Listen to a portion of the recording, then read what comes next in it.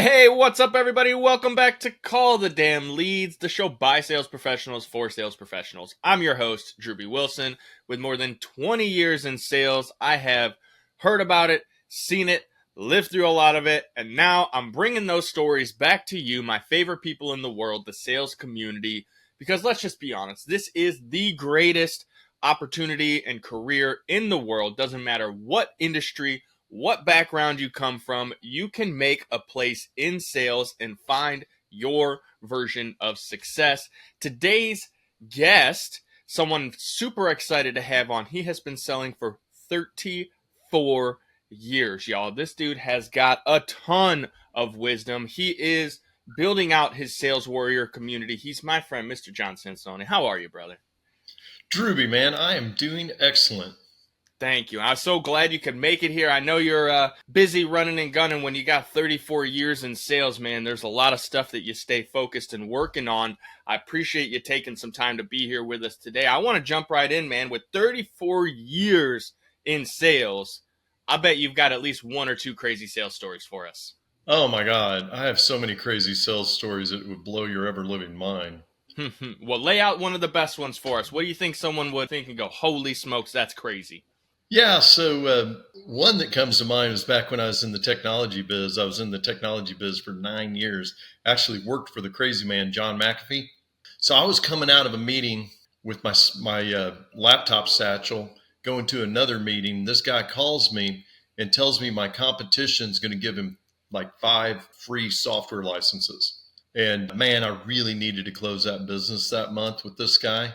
Yeah, I think God just whispered in my ear and said, John, and I said it to the client, I'm like, Bob, tell me, if he wants to give you 5 free licenses, I mean, my licenses are $20,000 a piece. So if this guy wants to give you 5 for free, he must feel they're not worth anything.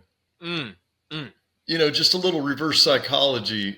And the guy comes back and he's like, that's right, John, I'll get you a purchase order.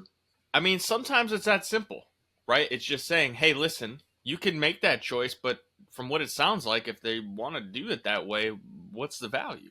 What's the reason? And I love that reverse psychology. Absolutely, man. We complicated. Another good story I went in on this opportunity. It was with Cisco Systems. Most people in technology have heard of Cisco Systems. Mm-hmm. They are the leaders in the industry. And I was going in with a product called F5, which was a good product in the industry, but we were not a leader. We were just carving out a portion. And these are called like load balancing hardware, software applications. So when you think about the internet, there's a lot that goes on to the internet that the end user never sees. Like, for instance, when you hit a website and it immediately takes you from this place to that place to this place to that place, and there's absolutely no latency or redundancy, that's because the IT guys have load balanced it. So even if you hit that and the server that it's supposed to hit is down and it's in New York, they'll load balance you to a server in Chicago that's up. You won't even notice it. It might take a mill of a second for that to happen. I used to sell that equipment. And my equipment was 4 times the cost of the Cisco Systems equipment. So if you think about theirs costing $100,000, mine cost $400,000. And you're like, so how can you get somebody to spend $400,000 where they can get virtually the same thing with a leader in the marketplace for $100,000? It's because I did my research, and my research showed that the software that Cisco Systems was using, they were end-of-lifing it about every 4 years. And my company had never end-of-lifed their software. So when I ran the numbers, ours was actually cheaper because in 4 years, theirs was disposable. So yeah, you spend $100,000, but they're going to get rid of their firmware updates. You're going to have to buy new equipment because Cisco Systems, for the most part, is a hardware company. And so that's the key, man. If you want to overcome objections, you got to get, like I always tell my guys that work for me, if they can't see it, they won't believe it. That's one of the things that's always been interesting to me about different sales presentations, because some guys, they live and die by the pitch deck, right? They got their pitch deck, they got their slides, they got everything they need. Others will just hop on and they'll just, boom, talk to me, Chief, let's go through a conversation. It's very kind of off the cuff, or just, I'll say relationship based on actual communication styles of individuals. For you, I mean, with 34 years in sales, are you more the pitch deck guy, or are you more the, hey, let's hop on and just do, a genuine conversation kind of thing? A little bit of both. Because historically, like the stuff I sell, kind of complicated. Like you can imagine, like technology implementations, you got to be kind of like able to explain it and speak to an engineer, so on and so forth. They're not going to just be the, hey, let's go get a beer at the bar, Bob kind of guy. So yeah, you gotta kind of be a little bit a combination of both, but you also got to be relaxed. And the key is, years ago I worked for a company and we sold industrial chemicals, and what we sold was pretty much identical to anything you could get in Sam's. But the reason they did business with us is we were able to differentiate what we had versus what Sam's had, and it was all relationship. So, like, am I an off the cuff guy? Absolutely, man. Warm the people up. Like, warm the people up. Don't go in immediately and sell. You got to first align to the client. I mean, I hear it a lot that, like, they got to like you, trust you, believe in what you're doing, selling, whatever, or they're not going to buy from you. You got to align with them. I think of all those three things, and I think you got to align with your client. And I'm a big believer, Drewbie, in word pictures when I'm going over anything, however complicated it is with the client. So you probably got one of those new trucks that when you flip it in backup mode, you got one of those cameras in there that you can that got the lines that as you're going in to back up, you can actually like get your lines into their lines. Mm-hmm. Mm-hmm. That's exactly what you got to do in sales, man. If you are not in alignment at all, they're going to pick up on that. It's not going to be genuine. And the only way to get in alignment is to know them and know what they want. And if you don't know them and know what they want, then shame on you. You're not a professional. You're a pitcher. And pitchers strike out. Well, and one of the things that I see in a lot of sales professionals is there's the talker. It's just going to run you right through everything that you need to know. They're going to just line right over you, and then they're going to get to the thing, and they're just going to hard close you on why you should have it. And then there are the folks who are a little more exploratory that like to ask lots of questions and kind of, it doesn't always seem to make sense, but then somehow they end up right where they're supposed to be. And they got the client just going, yeah, this is exactly what I asked for. I should have done this a long time ago. What am I waiting for? I tend to fall more in the exploratory. I like to ask questions. I like to understand people because for me, sales is about service. And it's Yeah. about understanding, hey, where are you at in your journey? What are you trying to accomplish? And what resources do I have available that you do not? Where we can have an exchange of value, right? Because that's really what creates any transaction. The value exceeds whatever that price or that cost is. And for you, with as many years in sales as you have and all the different industries you've been a part of, what do you think was the thing that helped you understand how to start selling those higher ticket products and services? Because some people, they hear a number like 100,000 or 400,000, and maybe they get a little scared, like, I can't present a number that high. I don't have that kind of money. That's a lot of money. So what were some Right. of the ways, that you've been able to overcome that and just been able to come out and sell, the higher ticket items right alongside anything else that you've worked in? I've always been in growth mode. Like since my early 20s, I was in growth mode. So I checked out every single thing they had on Zig Ziglar at the Dallas Library. Like when I was in like 22 years old, I wore it out. When I started making money in sales, I started putting money into like buying tapes. Then it turned to CDs. Then I started reading books. That's always been a big proponent of like my state management. Any given year, I tend to read about 14 books, sometimes more. Here lately, since my kids are kind of raised, I read more than I used to read. I also watch a lot of documentaries. So like I am always in like learning mode and curiosity mode. And I'm kind of that way too when I'm working with a client or a customer. Like I want to know what's important to them, not what's important to me, not what I want to pitch them. I'm a subject matter expert at everything I sell. Don't get me wrong. And I'm a big believer in the clients knowing that I'm a subject matter expert in everything I do. But with that said, I want to know what they want.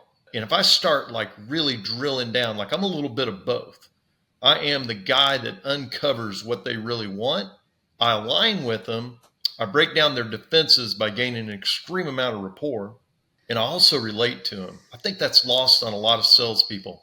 I have a lot of interactions when because I have 4 cars, so we're buying cars. I just bought a lake house. I have some other property. I just sold a house this year as well in another state. So I'm dealing with all kinds of salespeople all the time, and what I find is most salespeople find out nothing about me, and or people that are giving me services find out nothing about me. Like I was working with a CPA the other day, and I actually have a course that I took, an MBA level course in federal taxation. I know a little bit about taxes. He asks me nothing about my background. Most people that I deal with in business ask me nothing about my background.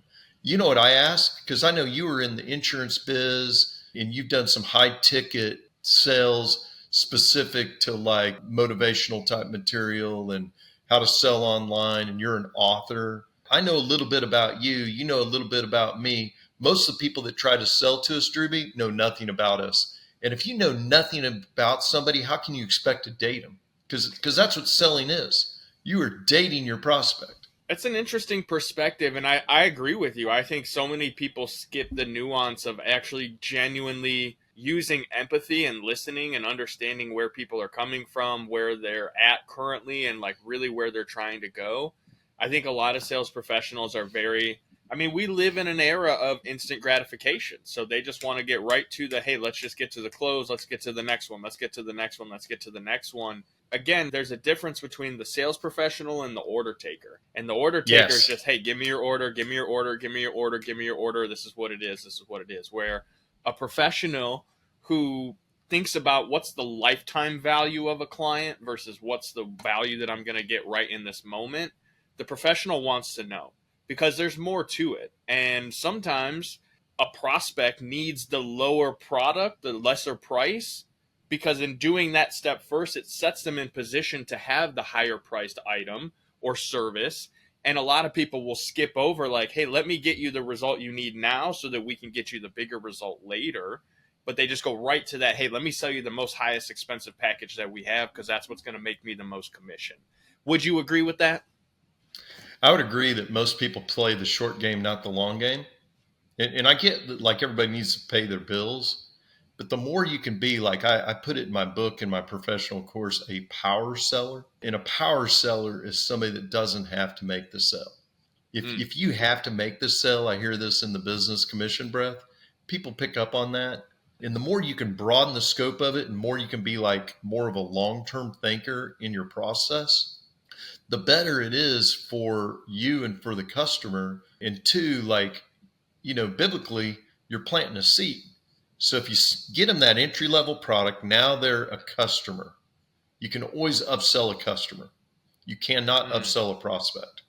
You can, but you're not upselling them. You're just putting them in their entry level. It just happens to be the biggest thing you got. So yeah, it's all relative, but it's much better to play the long game and the relaxed game and to do what I call is power selling. So an example I use for power selling is if you're a commission guy and you need to feel like you're on top of the world and you make $10,000, don't go spend the $10,000. Put that $10,000 in the bank, and when you wake up that first month, you be like, hey, I got $10,000. I can pay all my bills this month. It doesn't matter if I sell to anybody. And then go out and sell to somebody, and you're going to find it's a lot easier to sell to people than when you're selling from a position of power versus selling from a position of need. And I think, John, one of the things that's really interesting about that is to kind of go into from a position of power. If you know the individual, then you are in a position of power and you know how to help them. And there are going to be those individuals that like, they want the biggest, they want the best, they don't care how much it costs. That's what's going to fulfill them and give them that win.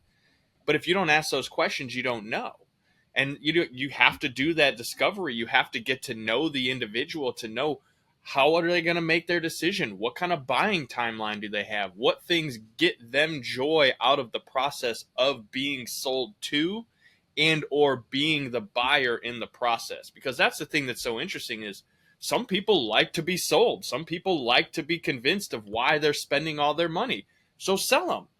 And then on the other side, there are people that don't want to be sold, who want to say, I made this decision. I sold myself. It had nothing to do with you. I made this choice. And so it's so fun to have that nuance and to be in this industry because it gives you the opportunity to truly learn people and be able to take that into every area of your life. And one of the things that I've watched you since we've been connected over the last, I Yeah. think, probably close to a year, 2 years now. Probably a year and a You've half been able, around. Yeah. yeah, okay, that sounds about right. And Maybe you've two. been able Yeah. to take your skill set, you've built these communities, and you've not just been great professionally, but you've been able to use that skill set to develop personal relationships and build on your network. And so, talk a little bit about how using that side of sales to build on the personal side has allowed you to achieve all the amazing things that you have. I mean, you're sitting at your lake house hanging out right now. That I know, a friend of ours helped you kind of put together. Talk about that journey a little Yeah. bit. How I've been able to achieve is aligning with people. Like I just go to that backup camera on your pickup truck, man. You don't want to try to go in sideways because you're going to get hit. And it's the same way in business. If software was such a great business for me to be in, because in software we talk about proof of concept. So in software, you never ask for the business until you have proof of concept. So how do you get proof of concept? You got to first know what the client wants or customer wants. You got to know that you have what the customer or client wants. You got to know that they can afford what you want, what you're selling them. After all these things have been met, then you can ask for the business. Now, as far as, because you brought up a great point, you got leaders and you got followers. So if you talk to a guy, I can think of a guy right now, really good friend of mine. I think at one point he was over 300 loan officers at a major bank. So you talk to somebody like that, is he going to be a follower or is he going to be a leader? I'm going to be a leader. Yes. So he is going to pick up on you trying to push him to do something. It's much better that he discovers that this is the right thing for him. And he's probably going to ask you more questions and he's probably going to be more pointed. And one thing I would share with all your people, when you answer a question, say the question back to the customer. That way they at least know that you're answering the question that they just asked. So many people, you ask a question, they immediately give you an answer. I mean, you probably remember back to grade school, middle school. So you're taking a test and they ask you a question, then they want you to include the question in the answer. That's the way people should be in sales. John, is this economical for me to do? Bob, great question, man. I can see why you want to know, is this economically for you to do? Well, you told me already, Bob, that you're spending money on going out to eat every month. I think you mentioned you go to the bars a couple times. I mean, how much money are you spending doing that? Oh, I don't know, John, $100. Okay, so what you're telling me, if we can carve out some of that money that you're spending on some of these discretionary items, we got the budget right now, Bob, to do what you want to do. We're just not spending it in the best way possible for you for what you want to accomplish. Because you told me, Bob, that you wanted to accomplish this, this, and this, 3 things. That's what's so important too. If I could teach salespeople anything, it's to talk in threes. If you talk in threes, you always sound like you're organized and that your mind is succinct. And people will not operate under confusion. And the more you're succinct, the easier it is to ask for the business because people are comfortable with people that are confident and succinct. And how you do that is easy. Bob, you told me these 3 things you were looking for in life. You told me, number 1, you wanted to do this. Number 2, you wanted to do this. Number 3, you wanted to do this. You mentioned that you didn't feel like you had budget, but as we've been exploring today, we find that you're spending money in all these different areas. If we can just carve out a little bit of that, at maybe $2 a day, Bob, you could easily afford our service. So, that goes down to a term. This is in Tom Hopkins' books, but one of Tom Hopkins' books talks about reduce to the ridiculous. You break down their investment. You see this with vitamin companies. For $1.50 a day, you can have full nutritional value every single day and not have to eat vegetables. You can swallow vegetables. So that's what you want to do in business, is you want to reduce to the ridiculous. I was able to win major business in the technology business because I was able to reduce to the ridiculous. I was able to go into my competition, uncover where they were lacking, drive it home to an educated person, and then succinctly, after proof of concept, ask for the business confidently. And man, when I ask for the business confidently, I expect to get the business. You know what though? That's a great point though, John, because so many people don't ask confidently. They're like, "Well, Right. it's probably going to be about 20," and it's like, "It's going to be $25,000. We're going to do this, this, and this. Would you like to pay via Visa or credit card? Like Visa Yeah. Cash, what it like, like just boop boop boop. This is what it looks like." Yeah. And Which it's would be best for so you? yes, and see, this is why I like chatting with other professionals, John, because you just naturally know. Here's how you ask the question, because you want it to be Yes. their idea to make the decision, and when they make a decision, they feel more comfortable and confident. You have less buyer's remorse, you have less objections, less resistance. I mean, we could sit here and we could go all day long, John, but we're already 22 minutes into the episode, and we have just dropped dozens of nuggets of game on everybody. So I want to do this because while we could chat Yeah. all Yeah. day, I want to Proof be I'm going to respectful of align your with you by time. putting on a cap. Okay. Go ahead. All right, I got you. I got you. So, first and foremost, if someone's listening to the episode and they got some value out of it, first thing I need y'all to do is go share this on social media, tag us, tag John, let everybody know that you got something from this because we want to help other professionals be more successful. That's why we're in this game. We love helping. And even though John and I are both teaching salespeople how to be better salespeople, we still love selling each other on helping each other. So, if they got value out of the show today, John, and they want to come and check out your Sales Warrior playbook, they want to check more of your content out, what's the best way for them to find you? Yeah, absolutely. And I make it so darn economical. So my 3-day boot camp, $29.95. It's a daddy of a deal. It used to be 400. With it, you get my book that's $10 on Amazon. It's unreal, but it's just saleswarriorinspire.com.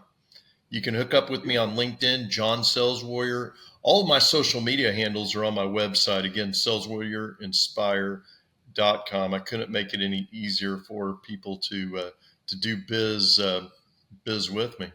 That's one secret to sales is you make it easy on them and they'll want to do it. If you make it hard, you give them resistance, they're going to want to go somewhere else. So make it easy, right? saleswarriorinspire.com. Go check him out, read his book. I know I have a copy on one of my shelves. It's probably in storage now because we're in the fifth wheel, but I know I've got one of your books in my library of Nice. content. The one thing that I know more than anything, sales is, as I mentioned at the start of the show, the greatest opportunity on the planet. It doesn't matter what background you come from, what your history is, you can make and carve out an amazing career in sales. And what's cool is every day new sales professionals are showing up where they're finding the show, they're listening, they're telling people about it. So, John, if you can give any one new sales professional a piece of advice on how to be successful in this industry, maybe just one quick thing, what would it be? You got to align with your customer. I know I've said it a few times, but there's so much to alignment. And some of it is capture the cadence for which they speak. Find out what their background is. If they're from the South and you're living in the South, you better speak like them or you're not going to do business with them. And if you're doing business up in New York, you better speak like a New Yorker or you're not going to do business with them. Doesn't mean you have to sound like you're from the East Coast or you have to cop an English accent if you're doing business in the UK. It means that you got to like somewhat get close to their cadence.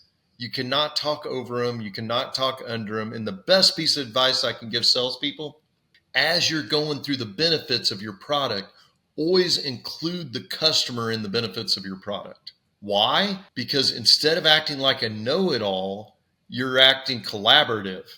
And people like to be collaborative when they're going to spend money. And if you say, Bob, you probably know this because you're sitting here looking at my proposal right now, but you're probably looking and you're seeing that like these are 30-year shingles.